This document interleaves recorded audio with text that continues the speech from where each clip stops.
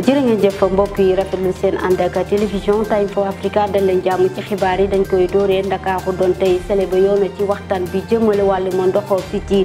Sénégal lu ëpp juróomi junne participant nag moom la ñu nemmeeku foofu ca centre international Abdou Diouf bu nekk ca Diamniadio président Macky Sall nag mi ngi ñaax ñi di waa G20 rek ñu daal di bàyyi xel ci jafe-jafe ndox yi ñu nemmeeku fii ci Afrique ci 21e siècle jamono jooji askan wa yeewoo nag ca Nord ña nga yuuxu wàllu askan ñi nga xamante ne rek ñoo yor wàllum ndox ñi wàllu si leen ndax toog nañ ay fan yoo xamante ne amuñu ndox wàllum politique Thierno Bocoum nekk leader bu Agir nag moom daal nag fekk Yewwi Askan Wi ci xeex bu ñuy xeex rek ngir jëlee fi système parrainage bi nga xamante ne dañ ko nar a amal ci élection législative yi nga xamante ne moom la ñu dëgmal xibaaru bitim réew ak xibaaru tàggat yaram moom la ñu jeexale yi la jotaay xibaar bokk yi léegi-léegi ma dikk ñu faram-fàcce.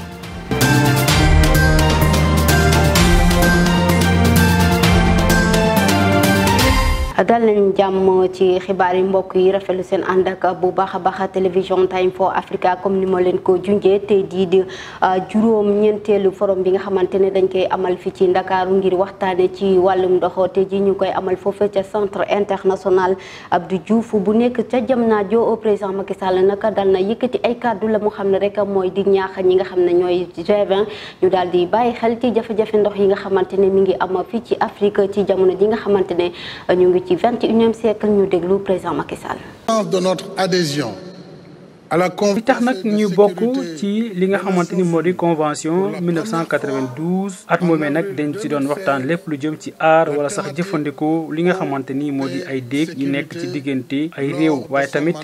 li nga xamante ni tamit mooy bokk ci agenda conseil de sécurité atum 2016 Sénégal nag at moomee dañu doon màggal li nga xamante ni moo di ndox jàmm ak kaaraange bokk na ci tamit ñu jël mbir mi wax ko askan wi ñu xam yan jeexantal moo mun a jóge ci li nga xamante moo di wàllum ndox moo tax tey jii sax ma ne jot na ay kuréel yu mag yu si mel ni G20 ñoom ñëpp nag bàyyi xel jafe-jafe yi nga xamante ni mooy jafe-jafe ndox te askan wi di ko dund te boo xoolee sax yeneen kuréel yu mag yu si mel ni FMI ak Banque mondiale ci at yi ñuy weesu ñoom ñëpp nag ñi ngi xeex ngir nag jëlee fi jafe-jafe yooyu. institution multinationale depuis des décennies. ginnaaw forum boobee nga xamante ne ñu bëri nag ci ay chef d'état ak ñu bëri ñoo xamante ne nag dañ fay teewe rek di fexe ci naka la ñuy def rek ndax ndox am ci àdduna bi rawatina fii ci Sénégal nag daal nañ jël ñeenti poñ yoo xamante ne rek dañ ko daal di jagleel nee na dinañ fexe rek ba daal di ñaax askan wi ndox daal di am waaye dinañ fexe nag ba amal ay financement yoo xamante ne dañ koy def ci secteur ndox mi boobu mooy njëkk waaye tamit fexe xeex jële fi jafe-jafe ndox yi nga xamante ne ñu ngi koy nemmeeku waaye tamit sàmmat ñi nga xamante ne rek ñooy jëfandikoo ndox mi muy askan wi waaye fexe ba daal di annuler maanaam jàppale réew yi nga xamante ne nag dañoo am appelé bu métti yoo xamante ne jotuñu ko fay naka noonu tamit dinañ fexe daal di investir ci jigéen ñi ak góor ñi ñu jàngaleen fexe rek ñu ñuy defee ay formation ngir ñu mun a dimbale askan wi ñu am ndox boo xamante ne rek dina sell. ñu desandi rek ci wàllum waxtaane ndox mi nga xamante ne moom la ñu tàmbali kii di Barthélémy Dias nag moom amal na ab ndaje waxtaane na nag ci lu bëri soxal wàllum ndox mi daan na xam ne rek ne dinañ ut ay pexe yoo xamante ne rek dañ ko daal di fexe ngir rek jëlee fi ñàkk ndox bi nga xamante ne ñu ngi koy nemmeeku fii ci Ndakaaru rawatina nag jafe-jafe yi nga xamante ne ngir nit ñi am ko dina nekk loo xamante ne dafa jafe waaye dina def kent lay kàttanam ñu teewlu ay kàddoom. maa ngi wax surtout ci affaire assainissement bi lu tax mu am solo dinaa def benn publication. dinaa wone Dakar waaye mën ko gis ngeen gis la nappe phréatique daanaka ndox bu nekk ci suuf si ngeen xool côté jële ko plateau dem ba ci Sicap yi ndox bi yëpp ndox bu baax la parce que côté yooyu yëpp tubaab bi bu ñu doon tabax Dakar boobu dañu def ay assainissement loolu yëpp nekk branchement à l'égout ngeen xool nag maintenant beneen côté bi jëlee ko Grand Yoff demee Parcelles Assainies dugg banlieue bi mooy lu ñuy wooyee la nappe de Thiaroye yi te waa ONAS ak may dégg waa SONES ak may dégg foofu mëntuñu pomper ndox boobu ndax lan fosse septique yi parce que fosse la plupart des fosses ne sont pas des fosses étanches donc day infecté nappe bi donc ndox boobu kenn mënatu ko utiliser moo tax des fois ngeen di gis ñuy ubbi ay robinet di gis ay ndox mu ànd ak ay couleur yu xonq wala ñoom wala lu mel noonu mais su ngeen demee tey ci les nouvelles villes ngeen di jël par exemple yoon buy dem booru Mboro foofu yëpp ndox boobu ndox bu baax la mais zone boobu nag ñu ngi commencé di ko yàq di fa tabax ay cité bañ fa teg assainissement donc dinañ dem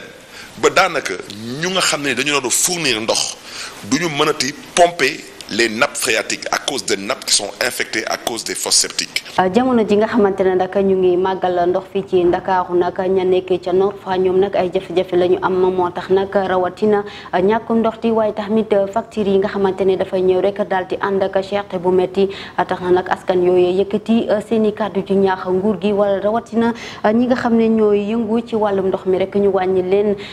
li nga xam ne mooy cherté factures yooyu waaye fexe rek ba ñoom bés bu nekk ñu mun a am ndox reportage ki nga xam ne rek mooy Souleymane Soxna. juróom-ñeenteelu yoon bu ñu organisé forum de l'eau ci àdduna bi jamono ji nag ñu ngi koy amale fii ci Sénégal ñenn ci askan wi ñoo ngi xamal ne forum boobule ay naxaatele kese waaye nag ñoo ngi ñaax góor gi mu fexe ni muy réglé jafe-jafe yi nga xamante ne ñu ngi koy jànkonte ci wàllum ndox fii ci Sénégal. ku ñëw ma waat ma teg sax may du fa def dara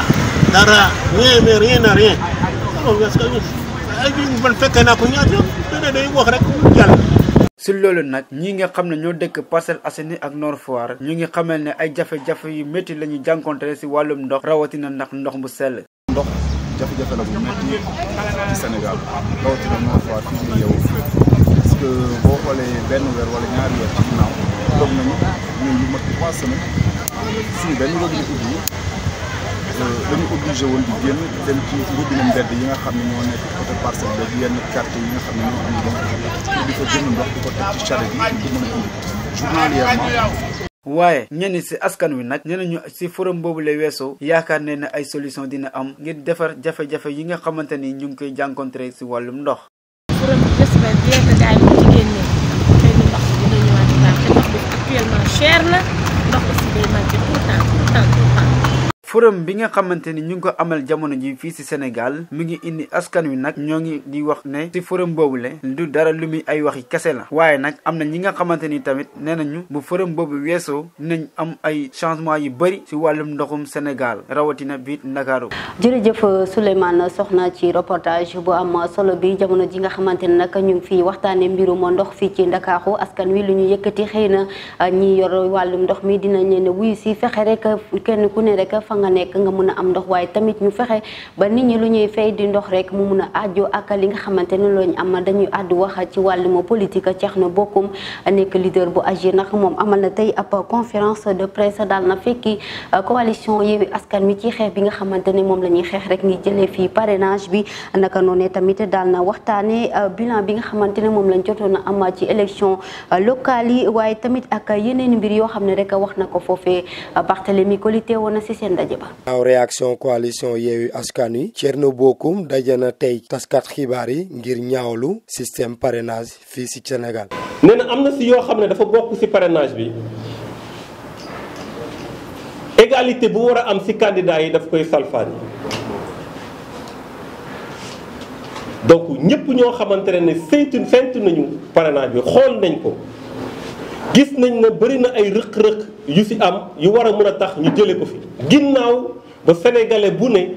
gis ne occasion la woon pour ñenn ñu bëggul woon ñu nekk candidat ñu bañ a nekk candidat occasion la woon pour ñu mën a espionner ñi nga xam ne ñu ngi wut ay candidature ay parrain parce que dinañ xam intention de vote yi fan la toll. occasion la woon pour ñoom ñu am privilège am priorité par rapport ak ñeneen ñi occasion la pour renforcer le pouvoir en place sénégalais yépp seetlu nañ ko. leader mouvement Agir nag moom mu ngi réitérer participation am ngir élection législative yi ñëw. wala mu doon loo xam ne da nga koy wàññi nañu wàññi lii buñ ko kii da nga wax tamit nan lañ koy defee wala si biir procédure bi gouvernement daal di gis ne lii ce n'est pas du domaine de la loi maanaam wala mu nekk du domaine du règlement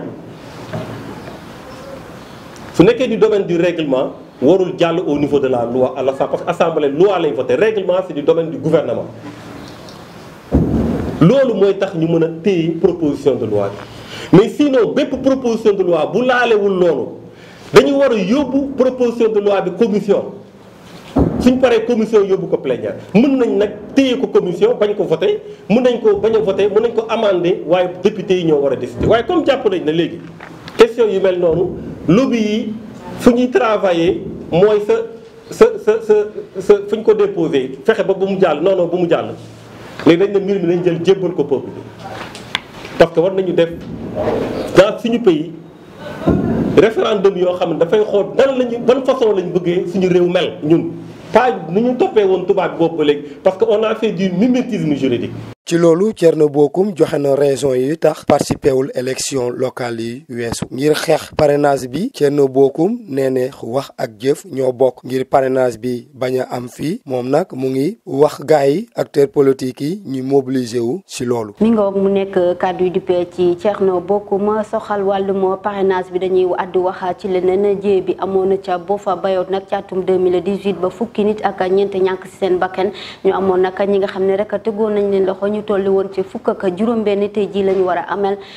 li nga xam ne rek mooy àtte bi foofee ca tribunal grande instance bu Ziguinchor ñu leen di fàttali ne loolee ba mu amee nag mi ngi def ñeenti at ngir ay leeral ñu teewlu élément bi. atte bu jëm ci wàllum massacre ba amoon ca Boffa Bayotte fukki nit ak ñeent ñàkk sa seeni bakkan tey ji lañ koy door foofee ca tribunal grande instance bu Ziguinchor na fukk ak juróom-benn ñi nga xamante ne dañ leen teg loxo te ñu ñaaw njort ne ñoom ñoo def li ni mel ñoom nag dinañ jàkkaarloog tey jii ka attekat bi ki nga xam ne mooy journaliste René Capain Bassin ak ki nga xam ne mooy Oumar Ampouy Badiane ñoom ñëpp ak ñeneen ñi nga xam ne rek dañ leen di toppee ne ñoo def li ni mel dinañ jàkkaarloog ak juge bi ñoom ñoo ne nag ñu ngi leen di toppee ci wàllum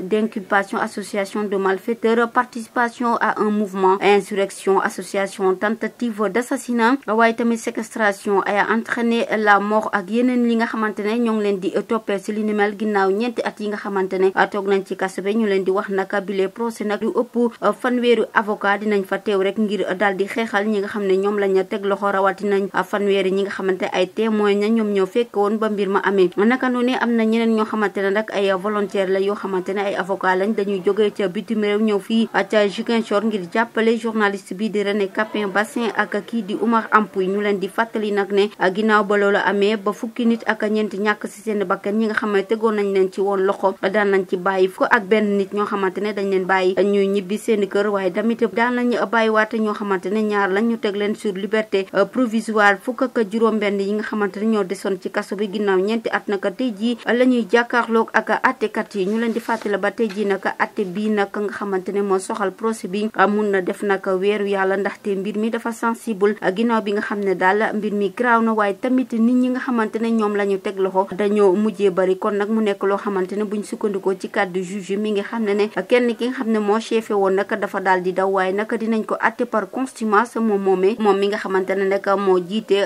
force démocratique de la Casamance à faction moom mi ngi ko jiite di wuyoo ci turu César Atouna Badiante moom nag dafa daw bi mbir mi amee waaye nag juge bi mi ngi xam ne rek ne dinañ ko atte par contumace ginnaaw atte bi nga xamante dañ ko amal international ba pare teg ko mandat d'arrêt international. mi ngoog mu nekkoon nag li nga xamante ne rek moo soxal tuerie bu Boffa Bayotte amoon ci atum 2018 nag ba tey jii nag waxaguñu leer ci li nga xam ne rek moo soxal ñi nga xam ne ñoom la ñu atte tey ci kanam tuuti dinañ leen indiwaat ay leeral ñu wax ci leneen collectif bi de liggéeykat yi di yëngu ci wàllum industrie ak mine fii ci Sénégal ñoom nag amal nañu niki démb ab ndaje moom ak taskatu xabaar yi ngir rek daal di waxtaane si jafe-jafe yi nga xamante ne moom la ñu jànkonteel si seen wàllum liggéey waaye tamit di ñaawlu bu baax a baax gestion bi nga xamante ne noonu la seeni entreprise bi di doxee tax na sax ñu wooxoo ñi nga xamante ne ñoom ñoo yor secteur boobee ñu wàllu si leen waaye ñu fexe rek ba daal di indi ay ñongo ci seen wàllum développement Ousmane Niaté woon na si seen ndaje ba. collectif bi nga xam ne moo lëkkale ouvrier sénégalais yi ci wàllum mine waaye tamit ci wàllum industrie dañoo dajaloo ngir wax jafe-jafe yi nga xam ne léeg-léeg dañu koy dund ngir ñu dégg leen nag teg nañ ci table ji ay doléances yu bëree bëri bokk na ci ñàkk respecté contrat yi nga xam ne ouvrier yi dañ leen koy signeel ba pare te duñ ko teg ci yoon indemnisation ak assurance maladie yi yeneen ak yeneen. da ngay gis benn entreprise boo xamante ne day jël ouvrier taux bi mu koy fay taux horaire bi mu koy fay baaxul. xam nga da koy fay benn taux boo xamante ne moom ci boppam sax du ci mën a génn ba pare li nga xamante ne moom la warloog moom du ko def mooy du ko versel ay droit mooy caisse de sécurité sociale ak IPRES bi nga xamante ne ku retraité moom ngay dem récupérer pour mën a noppalu mais entreprise du ko verser te léeg-léeg dina ko dagg ay impôts yoo xamante ne du ko verser au niveau du fisc. liggéey bi ñuy liggéey risques yi ñu fay jël mën nañu daanu gaañu wala ñu daanu am ay accident de travail yoo xamante ne léeg-léeg sax jël en charge bi prise en charge bi dafay des. bu ñu weesee problème mu ouvrier yi yeneen problème yoo xam ne dañu koy rencontrer ci secteur minier maanaam hydrocarbures lu jëm ci pétrole waaye tamit industrie Sénégal bi nga xamante ni bari na ay manque yu bari ñoom ñu jàpp ne ñaari secteurs yi secteur yu am solo la ngir suqali développement wu réew loo tax sax ñu gis ne ñi nga xam ne ñooy autorités yi nga xam ne dañ ciy yëngatu war nañoo def seen kéem kattan ngir loolu muy am transparence maanaam leer di ko leeral waaye tamit boole ci askan wi ngir ñi xam li xew. mais li ñu bëgg mooy ñu capacité suñuy entreprise n'est-ce pas bu ñu leen capacité defal leen ay formation defal leen ay habilitation xam nga bu ko defee ñoom ñu mën a jongante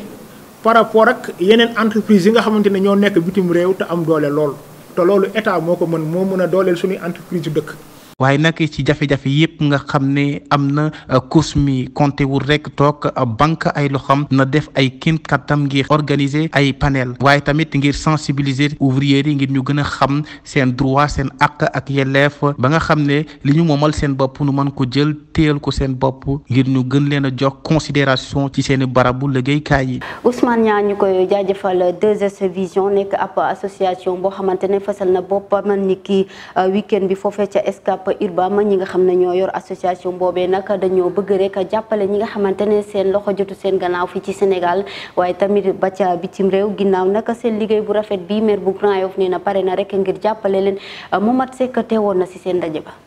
mouvement 2S Sénégal social démb nag lañu ko jëmbal foofee diwaanu mairie bu Grand Yoff li ko tax a jóg nag mooy fexe ba saafara jafe-jafe yi nga xamante ni moom la askanu Scat Urbam di dundu rawatina si wàllum social.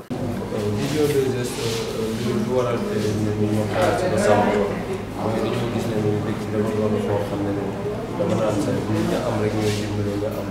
te tey jàmm dinañ ko société bu nekk si koo xam ne soxla nañ dimbale ñun ñëpp nag dañuy def ne dañuy sant yàlla rek kenn amu ci wala kenn mënu si mais yàlla dinañ may xol ak engagement yi nga xam ne tey jii ñu njëkkatee ba nit ñi dox si ak nit ñi ñu xam je pense que dinañ mën a am ñeneen ñi nga xam ne ñoo leen dal si leen si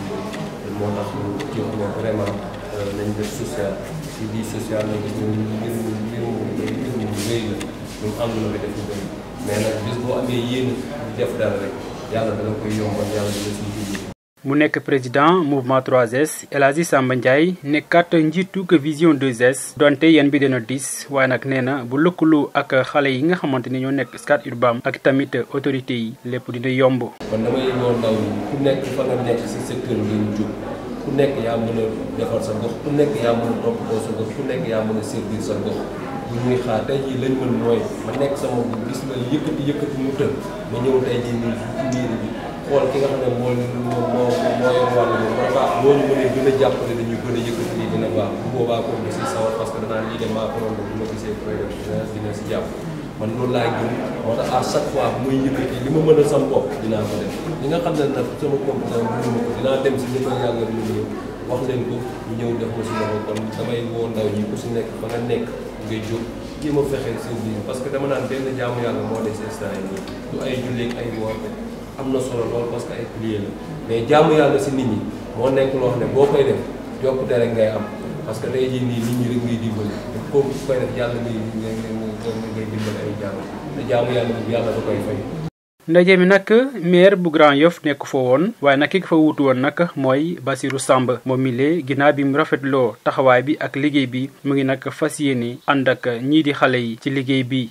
En tout cas, le maire m'a chargé de vous dire que vous pouvez compter sur sa disponibilité et celle de toute l'équipe municipale à être à vos côtés, à vous accompagner pour qu'ensemble nous puissions relever ce défi. Parce que si vous réussirez, c'est la municipalité qui va réussir. Si vous réussirez, la municipalité est sonne parce que c'est moi qui ñëw.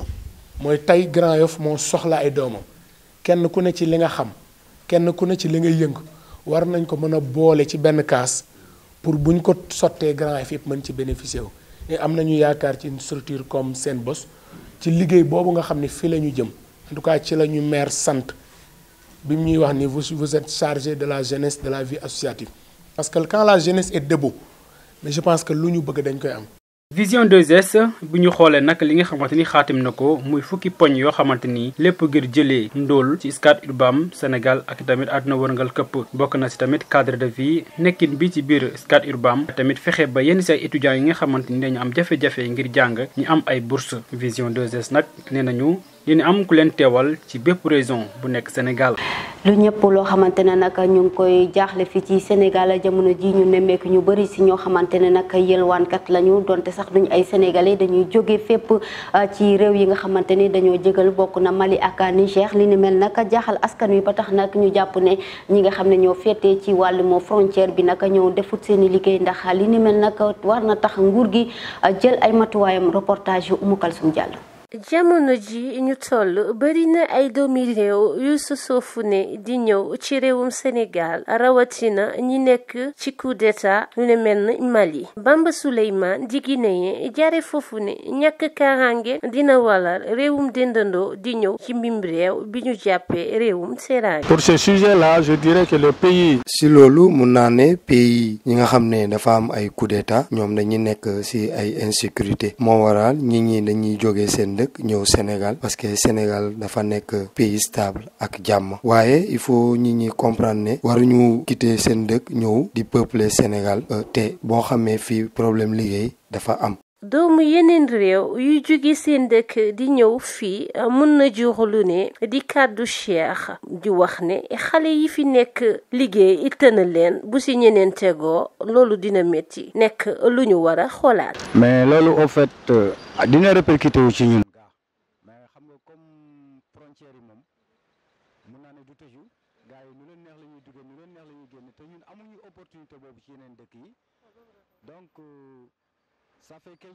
Bamba Souleymane di ci dolli ni garde frontière war nañoo gën a seetaat seen liggéey ndax ñi di dugg ci mbim réew bu ñu jaarul ci kaw ci suuf lañu jaar donte mënuñoo matale lépp waaye seenub liggéey des na. Les autres États qui ont eu à faire les. ñàkkum insécurité mun na waral ñuy jóge seen réew di ñëw Sénégal. daanaka mën nañoo wax ni Sénégal dëkku fatu kaay la. wante nag dëkk sécurité ko ëmb bu ñu demee ba ku jot dugg ku jot génn mën na jurlu ne ñu di ci woo état bi ngir ma wut si ay sa Oumou Kalsoum Diallo xibaaru bitim réew dañ koy dooree ca Mali ki nga xam ne rek mooy Goodluck Jonathan médiateur CEDEAO moom nag jóge na Mali ci anam joo xamante ne amul benn juboo moom ak militaire yi nga xamante ne ñoo yor nguur gi ci lu soxal wàllum élection yi nga xamante ne dañ ko war a amaloon ngir rek dellu siwaat foofu ordre constitutionnel ca Burkina Faso ginnaaw bi nga xamante ne rek daan nañu fësal liste yi nga xamante ne moo soxal wàllum député yi lu bëri nag ci ay commentaires ñu koy gisee fii ci réseaux sociaux yi foofee ca Chine nag benn avion moo fa daal di crash avion moo fa am nag muy Boeing 737 daanaka lu toll si 137 doomu aadama ñoo fa nekkoon daanaka ñoom ñëpp dañoo ñàkk seen bakkan leeral yi ak àll cam. médiateur bu CEDEAO nag Goodluck Jonathan jóge na fële ca Bamako ci dimanche bi waaye nag ñi ngi ñuy xamal ne amul ak déggoo ak junte malien bala jëm ci wàllum bis bi ñu war a jàpp élection yi président bu nekkoon Nigéria nag di ancien président Nigéria bi am na ab visite jàpp ñaari fan fële ca Mali ngir indi li nga xamante ne moom mooy ak déggoo jëm ci wàllum élection yi ci jàppandal gi autorité transition bi nag ci ab chronogramme élection bu ñu waroon a am ngir indiwaat li nga xamante ne moom moo dëppandiko constitutionnel scrutin présidentiel législatif yooyu nag te ñu jàppandoo ko ci jeexantaluk weeru février ñi ngi ñuy xamal ne duñu ko mën a amal ci ab communiqué émissaire boobu nag mi ngi ñuy xamal ne am na ay échange bu mu amal ak délégation bu gouvernement boobu te ki ko jiite woon nekk ministre des affaires étrangères ci loolu nag la ñuy xamal engagement boo xamante ne am nañ ko ak CEDEAO ngir jàppandil lépp luy ab coppitiku ngir ñu mën a am wàllum constitution ni mu jëmale élection yooyu ci fin février boobu sax organisation régionale boobu mi ngi ñuy xamal ne dinañ jàpp élection yi fii ci fukki weer ak ñaar jàpp fukki weer ak juróom-benn fële ca Burkina Faso nag ginnaaw bi ñu génnee turu député yooyu ay commentaires yu bëri mi ngi daw ci réseaux sociaux yi membre yooyu nag war a nekk ci assemblée nationale transition boobu ñu ngi ñuy xamal ne xam nañ seeni tur ba ci ñoom sax ñu bëri nekk ci ay nit yoo xamante ne yu am tur lañ ci wàllu politique donte am na ñeneen ñoo xam ne nag miinuñu leen ci politique bu ñu sukkandoo ci observateur loolu nag nekkul ñoo xamante ne nii ñu ci bëri ci ñoom ay spécialiste lan pour faire face ci défi boobu ñu war a def ab redondance ki koy annoncé mooy colonel Paul Henri Doumbia fële ca Chine ab Boeing 737 nag moo fa daanu yoroon lu toll ci téeméeri doomu aadama ak fanweer ak ñett avion boobu nag ñu xamee ko ci Chine Eastern Airlines nag daanu na fële ca région Guangxi nekk ca sud bu Chine daanu googu nag jur ab lakk gu metti bu am fële ca ab montagne bu nu sukkandikoo ci télévision publique bi waaye ñi nga ñee xamal ne amul benn bilan boo xamante mën nañ koo jël ci jéye boobu fii ñu toll. ca Mali la ñuy desandi foofee ki nga xam ne rek mooy seen ancien premier ministre di Soumaïlou Maïga moom nag dafa génn àdduna tey jii si altine bi moom nag ñi di RFI ñoom na ko daal di xamle ginnaaw bi nga xamante ne seen waa kër ak ñi ko gën a jege ñoo ko daal di fësal foofee ki nga xam ne rek moom moo faatu nag di Maïga nag moom nekkoon premier ministre waaye tamit dañ ko tegoon loxo ca atum 2021 ginnaaw bi nga xamante ne ñu ngi ko doon toppee ci ay njuuj njaaja naka noonu tamit ca atum 2014 nommé woon nañ ko mu nekk ministre de la défense. ginnaaw xibaaru bitim réew dañu àddu wax ci xibaaru tàggat yaram ak match bi war a dox diggante Sénégal ak Égypte ñu jàpp ko si ñaar fukki fan ak juróom ci weeru mars bi daanaka lu toll si juróom-ñeenti gaynde naka daan nañ egg si foofee ki nga xamante ne rek moom maam Biram Thiam ki Ismaïla Sarr Edouard Mendy Loum Ndiaye Moustapha Nama Bouna Sarr Bingiru Kamara et Salif Ciss ñoom ñooñu rek egg si nañu foofee ca Marrakech ñetta des naka dinañ leen sentu tey ji foofee ca Maroc. mi ngoog mbokk yi mu nekkoon xibaar yu gënoon fës ñu leen di jaajëfal ci ànd beek déglu beek télévision Time for Africa ci kanam tuuti di ngeen am xibaar yi ci kàllaamay nasaraan ñu àndi ceeg Momar Seck jërë ngeen jëf.